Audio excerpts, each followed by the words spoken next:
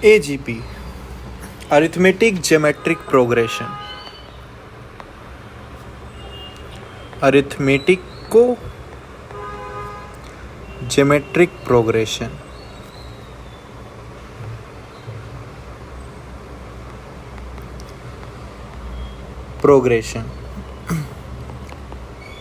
बहुत बच्चों को इस टॉपिक में बहुत प्रॉब्लम होती है। वो पता नहीं क्यों बहुत ज़्यादा कंफ्यूज रहते हैं, क्योंकि थोड़ा सा कभी कभी ये लेंथी भी हो जाता है सॉल्व करते वक्त।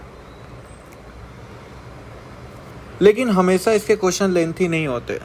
इसमें मेनली दो तरह के प्रॉब्लम्स आपको मिलेंगे। एक सम टू एन टर्म्स टाइप के और एक प्रॉब्लम होगा सम टू इनफाइनाइट टर्म्स टाइप के। ये वाला अगर क्वेश्चन आता है तो ये जल्दी फटाफट हो जाता है, क्विक हो जाता है। सम टू एन टर्म में थोड़ी सी प्रॉब्लम होती है, ये लिटिल बिट लेंथी जाता है, बट दोनों को करने का तरीका अप्रॉक्स सेम है। तो चलिए जानते हैं कि ये AGP है क्या। अरिथमेटिको ज्योमेट्रिक प्रोग्रेशन, नाम में बहुत कुछ रखा है। अरिथमेटिको बताता है कि इस प्रोग्रेशन में कहीं ना कहीं AP दिखेगी ही दिखेगी।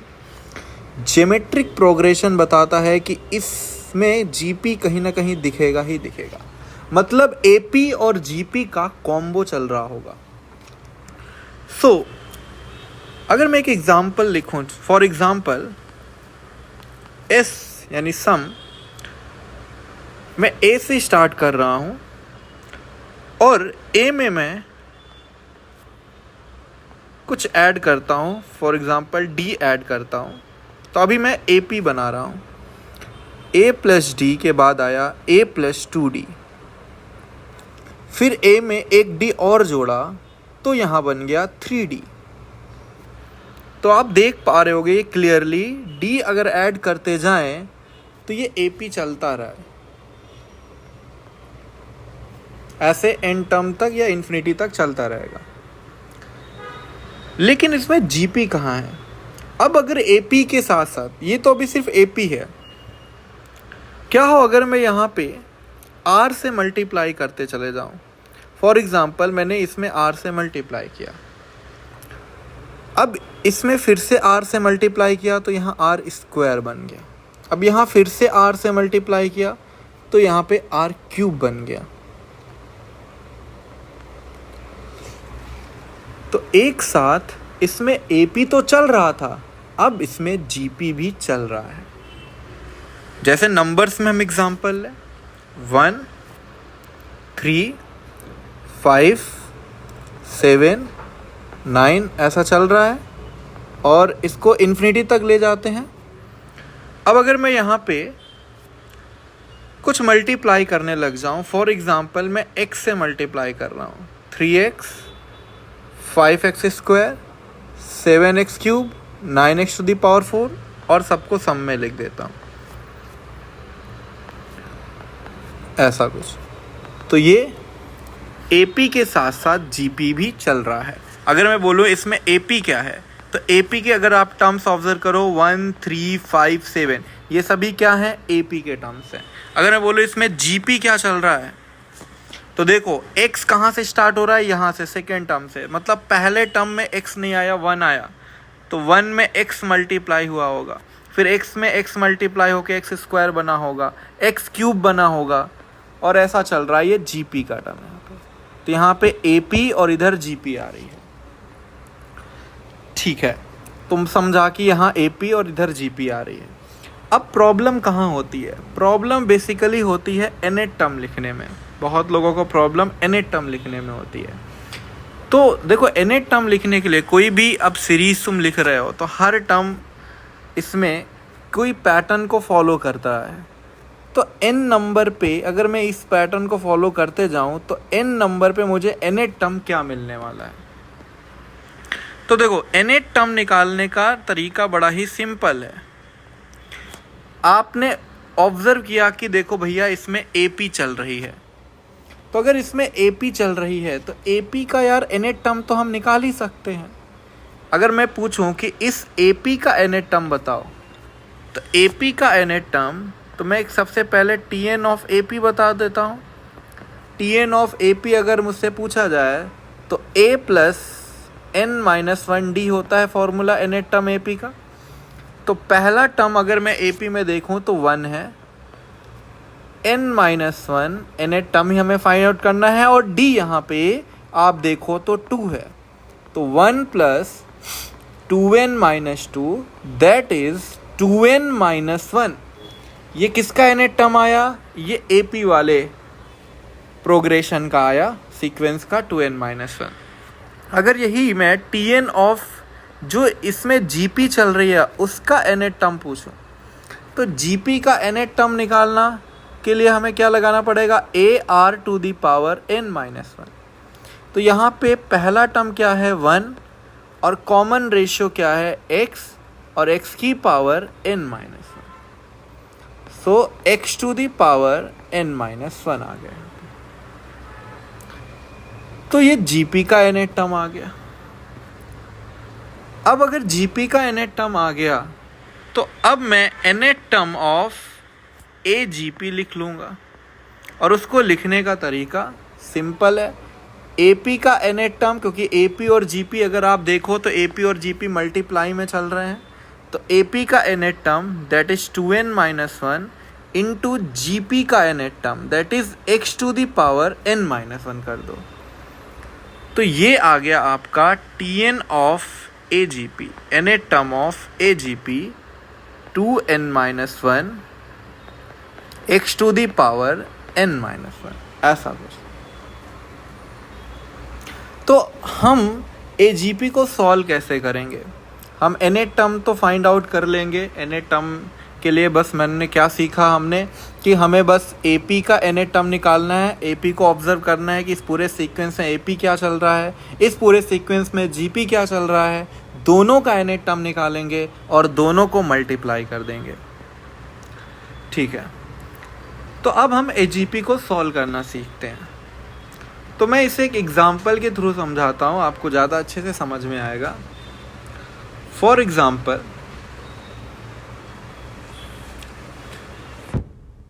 हमने जैसे एक सीक्वेंस लिखा 1 प्लस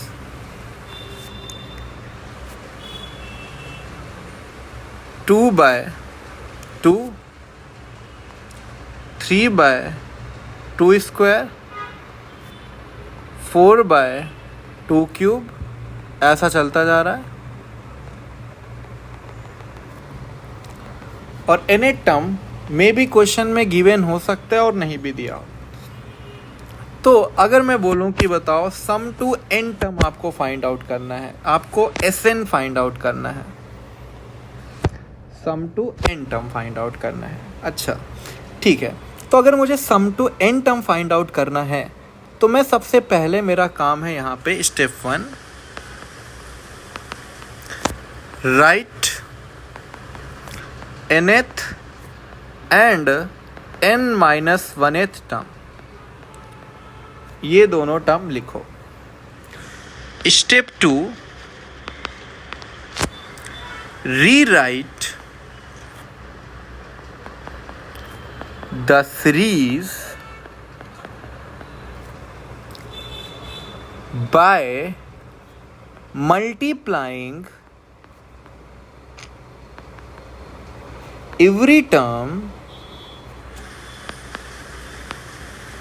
by common ratio।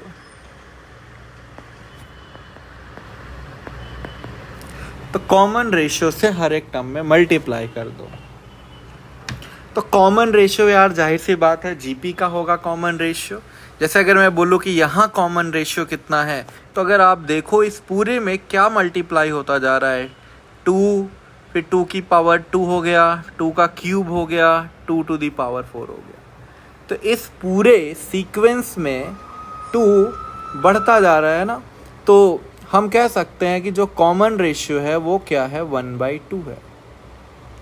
ठीक है, तो अगर कॉमन रेशियो 1/2 है, सो चलो फिर इसको आगे देखते हैं। हम क्या कर देंगे यहाँ पे, कॉमन रेशियो जैसे इस सवाल में क्या है 1/2, तो हम पूरे टर्म को 1/2 से मल्टीप्लाई करेंगे।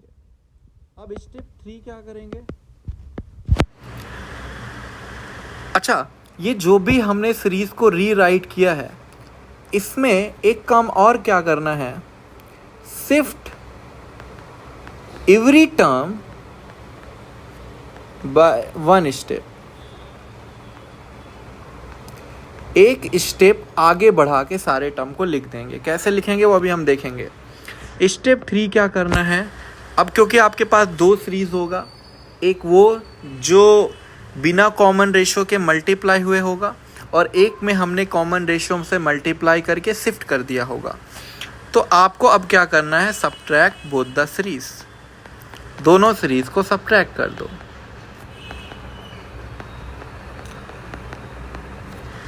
और जैसे ही आप सब्ट्रैक्ट करोगे, a GP will formed and apply SN formula of GP।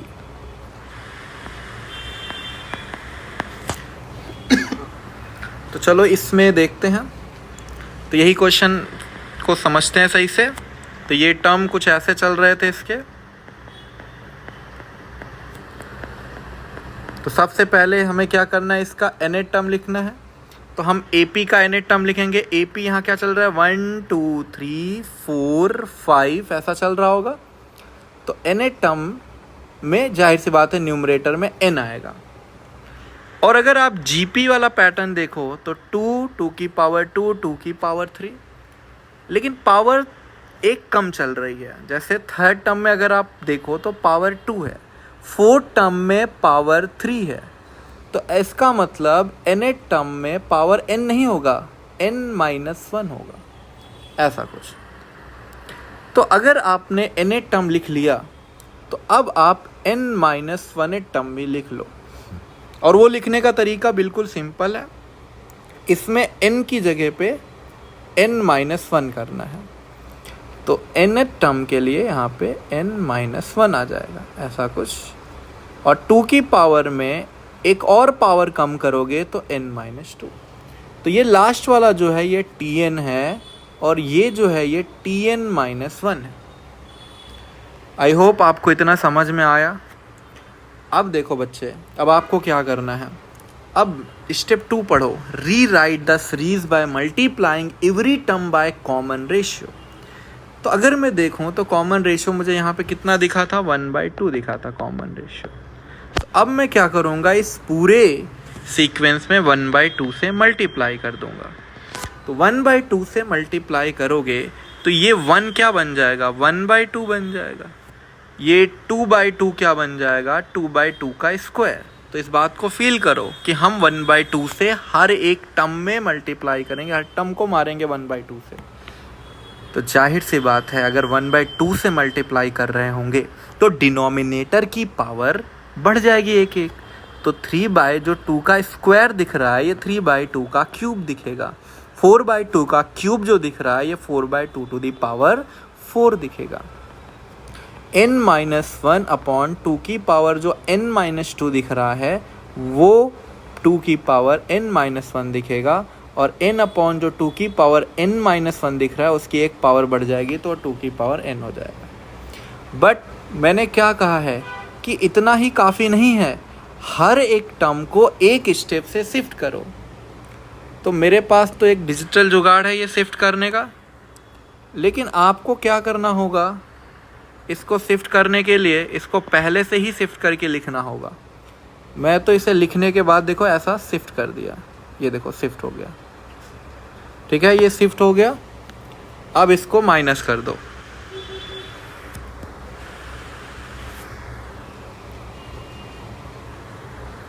तो माइनस करो, क्या बनेगा, यहां माइनस किया मतलब हर जगह ही करना पड़ेगा माइनस। जहां जहां प्लस की साइन दिख रही वहां वहां माइनस की साइन आ जाएगी। तो जैसे दो नंबर को माइनस करते हो भाई, बिल्कुल वैसे माइनस करना है। तो Sn को हाफ Sn माइनस करना है। तो Sn में हाफ Sn गया तो क्या हाफ Sn बचेगा? तो यहाँ लिख दो half Sn is equal to, अब देखो इस 1 के सामने यहाँ कुछ नहीं लिखा, तो आप एज्यूम कर सकते हो कि यहाँ 0 लिखा हुआ है। तो 1 माइनस 0 क्या बन गया? 1।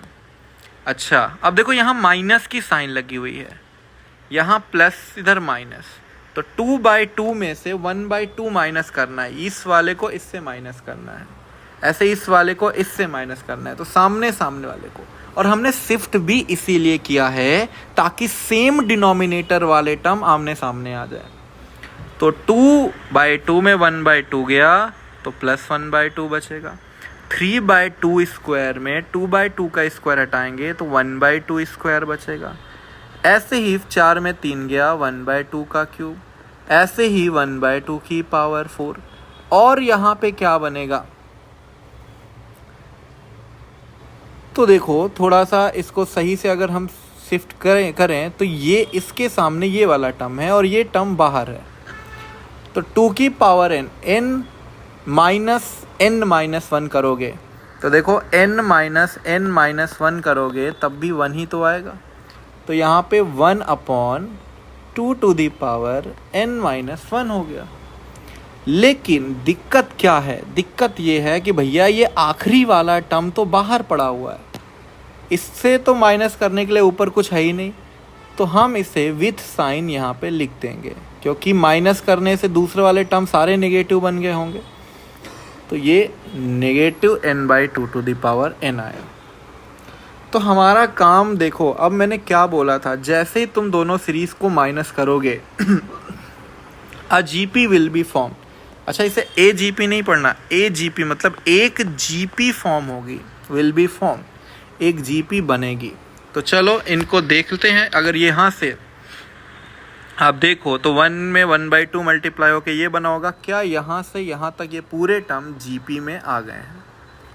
अब क्योंकि इसकी साइन बदल गई है और न्यूमरेटर भी बदला हुआ है तो उसे हम जीपी में कंसीडर नहीं करेंगे, ये वाला टर्म आउट ऑफ जीपी है, आउट ऑफ जीपी। अब तुम्हें क्या देखना है कि यहाँ पे कितने लोग हैं। तो 1/2 1/2 स्क्वायर, देखो 1 को मैं ऐसा लिख सकता हूँ क्या, 1/2 की पावर 0। तो देखो 2 की पावर 0 से लेके 2 की पावर n-1 तक जाओगे, मतलब 0 से लेके n-1 तक जाना। इसका क्या मतलब हुआ, यहाँ पे टोटल n टर्म्स हैं, है ना भाई। 0 से n-1 तक जाने का क्या मतलब हुआ कि यहाँ पे n टर्म्स हैं। तो चलो देखते हैं, 1/2 Sn इज इक्वल टू, अब लगाओ भाई जीपी का फॉर्मूला लगाओ। तो याद दिला देता हूँ, जीपी का क्या फॉर्मूला होता है, a plus A R square होता है। अगर n टर्म तक का सम हमें चाहिए तो इसके लिए हमें क्या लिखते हैं, a 1 minus R to the power n upon 1 minus R. तो Sn का ये फॉर्मूला होता है। तो अगर मैं देखूँ तो फर्स्ट टर्म मेरे पास है 1 इंटू 1 माइनस कॉमन रेशियो है मेरे पास 1/2 और टोटल टर्म है n upon 1 minus common ratio r। और ये टर्म तो अलग ही दुनिया में चल रहा है, तो इसे चलने दो। तो हमने बस ये वाला Sn का फॉर्मूला यहाँ पे अप्लाई कर दिया। तो ये Sn का फॉर्मूला अप्लाई हुआ। तो अब देखो ये क्या बन जाएगा, 1/2 Sn इज इक्वल टू, यार न्यूमरेटर का तो कुछ कर नहीं सकते बट डिनोमिनेटर का कर सकते हैं। डिनोमिनेटर में 1/2 बन गया, तो डिनोमिनेटर में अगर 1/2 बन गया तो मैं उस 2 को ऊपर भेज सकता हूँ। तो ये कुछ ऐसा लिखा है, 2 इंटू ये minus n/2 to the power n। तो यहाँ से Sn इज इक्वल टू क्या मिल जाएगा, 2 का क्रॉस मल्टीप्लाई कर दें तो ये 4 टाइम ये पूरा, और 2 का ये वाले 2 का मल्टीप्लाई इधर भी होगा, तो 2n/2 to the power n ऐसा लिख सकते। इसको और सुंदर तरीके से लिखना है तो 4 को अंदर मल्टीप्लाई कर दो, 4 minus 4/2 to the power n minus 2n/2 to the power n। तो Sn is equal to 4 minus, इसको सही से लिखना है तो 4 को 2 की पावर 2 लिख सकते हैं, तो नीचे पावर 2 कम हो जाएगा और यहाँ पे पावर 1 कम हो जाएगा ऐसे। तो ये आया आपका ऐसे। तो थोड़ा लेंथी लग रहा होगा, बट जब आप प्रैक्टिस करोगे खुद से तो ये अपने आप होने लग जाएगा। अब यहाँ तो जब भी आपको कुछ लिमिटेड टर्म्स देगा तभी आपको SN वाली टेक्निक अपनानी होगी। अगर अनलिमिटेड टर्म होंगे, इनफाइनाइट टर्म्स होंगे, तब आपको n को इन्फिनिटी करना होगा, तब आपसे S इन्फिनिटी पूछा जाएगा। तो अगर आपने मेहनत करके SN निकाल ही लिया है तो डायरेक्ट टेक्निक SN से S इन्फिनिटी बनाने का ये है कि अगर n इनफाइनाइट है तो 1/n क्या होगा, 1/इनफाइनाइट यानी कि लगभग 0, बहुत छोटा नंबर हो जाएगा। तो मैं क्या करूँगा, डिनोमिनेटर में जिधर भी n है मैं उनको 0 कर दूँगा। तो अगर मैं उनको 0 कर दूँ तो देखो ये वाला टर्म भी 0, और आगे आप लिमिट चैप्टर पढ़ोगे तो और ज़्यादा ये अच्छे से समझ में आएगा कि ऐसा क्यों हो रहा है। बट अभी के लिए ऐसा समझो कि डिनोमिनेटर में बहुत बड़ा नंबर है, इन्फिनिटी है, तो हम पूरे नंबर को 0 कर देंगे। तो यहाँ पे ये SN नहीं, ये S इन्फिनिटी है, तो S इन्फिनिटी की वैल्यू देखो डायरेक्ट 4 आ गई। खैर हम S इन्फिनिटी को अलग से भी निकाल सकते हैं, ज़रूरी नहीं SN निकालेंगे तभी S इन्फिनिटी मिल पाएगा। अब जैसे इसी क्वेश्चन को मैं थोड़ा रिपीट करूं, लेकिन इस फॉर्म में रिपीट करूं, 1 + 2/2 + 3/2 स्क्वायर + 4/2 क्यूब।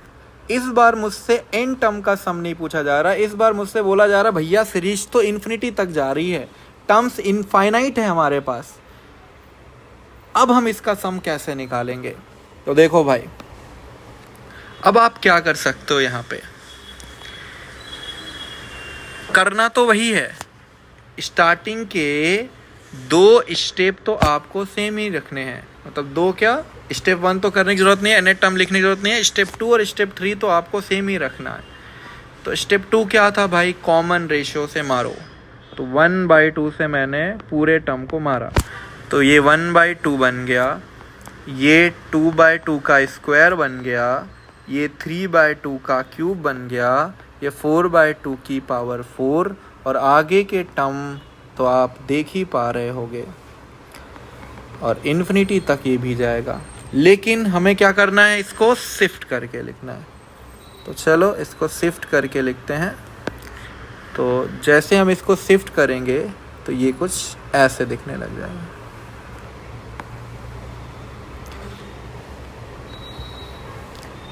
देखो कुछ ऐसे दिखेगा।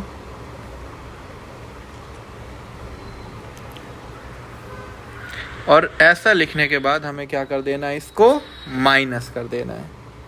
तो ये माइनस कर दिया यहाँ पे। तो माइनस करने जाएंगे तो ये क्या बन जाएगा, S इन्फिनिटी में हाफ S इन्फिनिटी गया, तो ये हाफ S इन्फिनिटी। वही रूल, 1 के सामने यहाँ कोई नहीं है तो हम 0 मान लेंगे। तो 1 - 0 1, 2/2 में 1/2 गया, 1/2, 1/2 square, 1/2 cube, 1/2 to the power 4, ऐसा कर सकते हैं। तो कुछ ऐसा करो, ऐसा। अब बच्चे 2 से मल्टीप्लाई करना है, लेकिन उससे भी पहले काम बताओ मुझे, ये क्या बन रहा है भाई, क्या ये एक इनफाइनाइट जीपी बन गई? अगर ये एक इनफाइनाइट जीपी बन गई तो देखो 1/S इन्फिनिटी = इनफाइनाइट जीपी का अगर मैं फॉर्मूला रिकॉल कराऊं, तो अगर इनफाइनाइट तक जीपी जा रही है तो ये क्या बन जाता है, A/1 - R। बस कंडीशन क्या होती है कि जो R का मैग्नीट्यूड है वो 1 से छोटा होना चाहिए।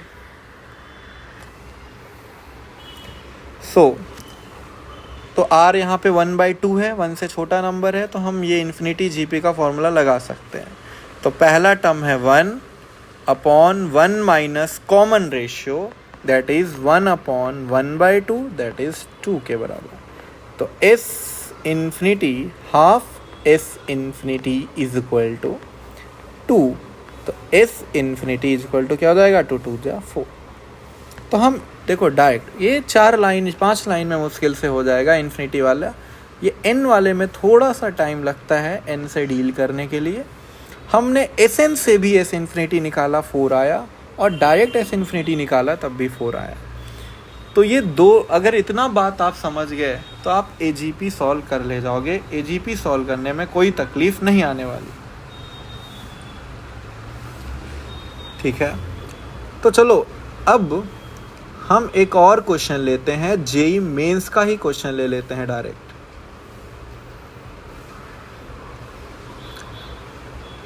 तो चलो देखते हैं ये जेई मेंस का क्वेश्चन होगा कि नहीं हमसे होगा। ये है जेई मेंस 26 फरवरी 2021 का क्वेश्चन। तो इस क्वेश्चन में कुछ ऐसा है कि एक हमें बोला जा रहा है find sum of infinite series.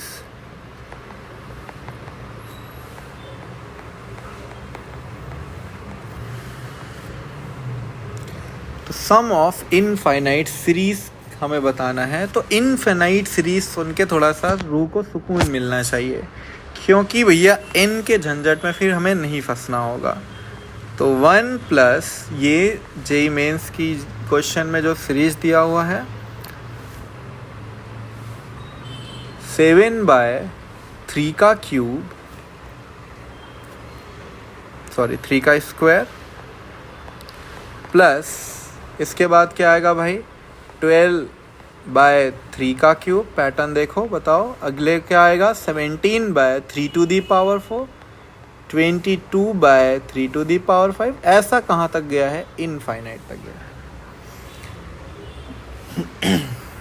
तो अगर हम ध्यान से देखें तो 1 में 1 ऐड हुआ 2 बना, लेकिन 2 में 5 ऐड हुआ तो जाके 7 मिला, 7 में 5 ऐड हुआ तो जाके 12 बना, 12 में 5 ऐड हुआ तो 17 बना। मतलब बाकी सब तो कह रहे हैं चीख चीख के भाई देख कॉमन डिफरेंस 5 है, बस ये 1 यार इस कॉमन डिफरेंस में फिट नहीं हो रहा।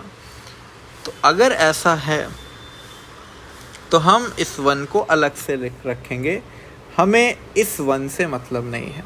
ये 1 इस AGP की रेस से बाहर है, ये 1 AGP में है ही नहीं, ठीक है। तो मेंस का सवाल है, कुछ तो करेगा भाई, एकदम सिंपल तो देगा नहीं, कुछ तो सोचने पे मजबूर करेगा ही। तो उन्होंने क्या किया, इस 1 को AGP से बाहर कर दिया। तो मैं इतने पे काम कर लेता हूँ ना भाई। अगर मुझे समझो इसको मैंने S डैश बोल दिया, अगर मुझे S डैश मिल गया तो मैं S भी तो निकाल लूँगा, मुझे तो बस 1 ही ऐड करना पड़ेगा ना S डैश में। तो मैं S डैश किसको बोल दूंगा, इस वाली सीरीज़ को, क्योंकि ये प्रॉपर AGP दिख रही है। एक मिनट, कुछ इरेज हो गया क्या यहाँ पे, हाँ 7 और यहाँ पे 12। तो अब मैं सिर्फ ये वाली सीरीज़ लिखता हूँ, 12/3 का क्यूब, 17/3 टू दी पावर 4, और ऐसा इन्फिनिटी तक जाएगा। तो भाई अब मकसद नहीं भूलना, हमें शिफ्ट करना है सीरीज को by multiplying common ratio. Common ratio है 1/3। आई होप सबको दिख रहा होगा, यहाँ पे कॉमन रेशियो कुछ और नहीं बल्कि 1/3 है। तो 1/3 से मैं इस S डैश में मल्टीप्लाई कर दूँ। तो यार अब मैं डायरेक्ट शिफ्ट करके लिख देता हूँ, अब तो तुम्हें समझ में आ जाएगा। 2/3 बन जाएगा 2/3 का स्क्वायर, मैं उसको यहाँ लिख देता हूँ। 7/3 का स्क्वायर बन जाएगा 7/3 का क्यूब, 12/3 का क्यूब बन जाएगा 12/3 टू दी पावर 4, ऐसा इन्फिनिटी तक। और अब शुरू होता है असली काम, माइनस करना। इन्फिनिटी सीरीज है, लास्ट टर्म का टेंशन ही नहीं है कि लास्ट टर्म में क्या आ रहा होगा। तो अब माइनस करो, एस डैश में 1/3 एस डैश जाएगा तो क्या 2/3 एस डैश बचेगा। 2/3 के सामने कोई नहीं है तो हम 0 मान लेंगे। 2/3, 7 - 2 ये बन गया 5/3 का स्क्वायर, 12 - 7 ये बन गया 5/3 का क्यूब, 17 - 12 बन गया 5/3⁴। और देखोगे तो ये ऐसा जीपी दिख रहा है।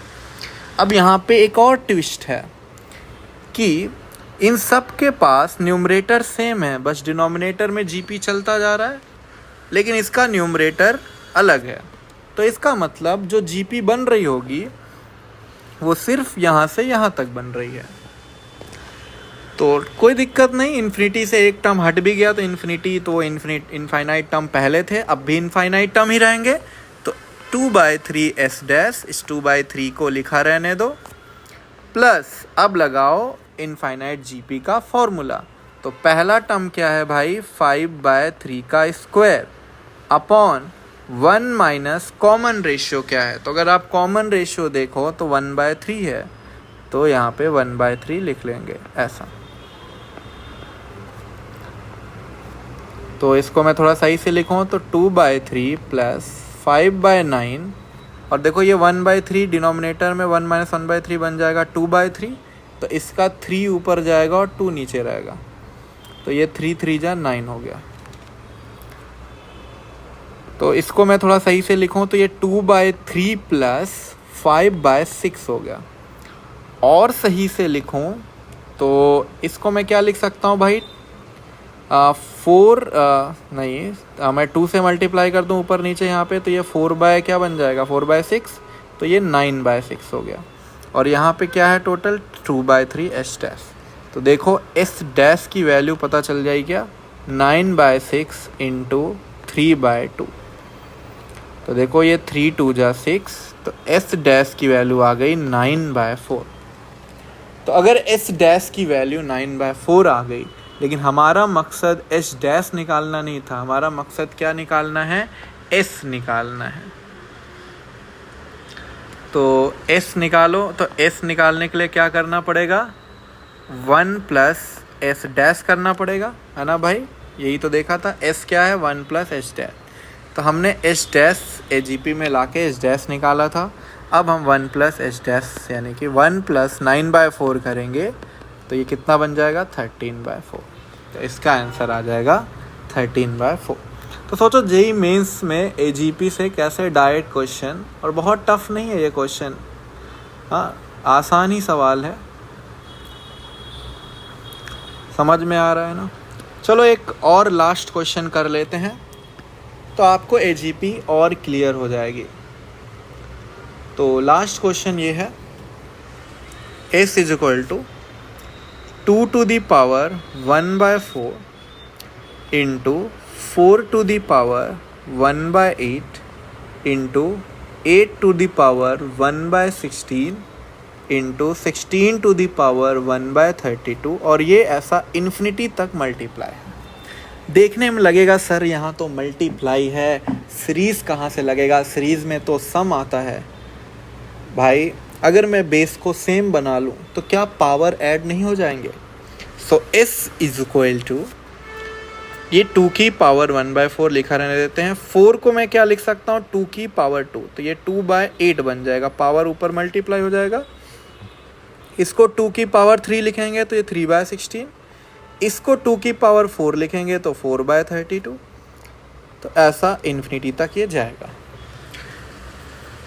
तो भाई अब अगर बेस सेम हो गया तो क्या पावर ऐड नहीं हो जाएगी, 1/4, 2/8, 3/16, 4/32, और ऐसा पावर कहाँ तक जाएगी, इन्फिनिटी तक। तो मेरे ख्याल से अब आपको पावर में जो भी सीरीज़ बना वो एजीपी दिख गया होगा। तो हम s इज इक्वल टू 2 की पावर s डैश बोल लेते हैं। तो s डैश हमारा किस में है, एजीपी में, 1/4, 2/8, 3/16, 4/32, ऐसा चलता रहेगा और इन्फिनिटी तक जाएगा। सो अब कॉमन रेशियो से आप मल्टीप्लाई कर लेना इसको, और ये बन गया है AGP। तो अब इसके आगे सॉल्व करना आपका काम है, और इसका आंसर आपको मुझे कमेंट बॉक्स में बताना है कि S की वैल्यू क्या आएगी। मैं आपको ऑप्शंस दे देता हूँ। तो पहला ऑप्शन है 1, दूसरा ऑप्शन है 2, तीसरा ऑप्शन है 4 और चौथा ऑप्शन है 8। तो आप मुझे बताओ इसको आगे सॉल्व करके कि क्या आएगा। ओके, ठीक है, चलो मिलते हैं। अब आपको अगर कोई और टॉपिक अच्छे से समझना है तो आप लिख दो नीचे, कोई भी बेसिक टॉपिक अगर आपको थोड़ा सा भी कन्फ्यूज़न है आप लिख दो, मैं आपको एक छोटे से वीडियो में ये भी एक्सप्लेन कर दूंगा जो भी आपको डाउट है।